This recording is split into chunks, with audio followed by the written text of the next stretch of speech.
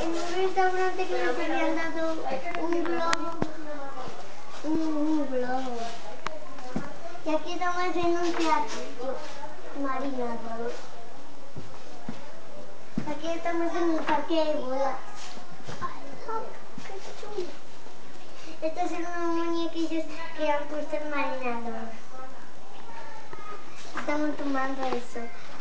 Estas son las ceras.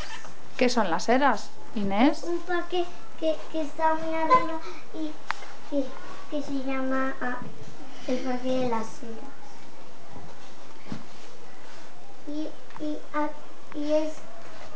Y estos hemos las dos haciendo una piscina. ¿Qué dos? Con Esther y yo. ¿Y quién es Esther? Su hermana. Muy bien. Esta es su hermana. Es su hermana que yo la he visto. Este es el pilón del pueblo. Yo la he visto. ¿Con?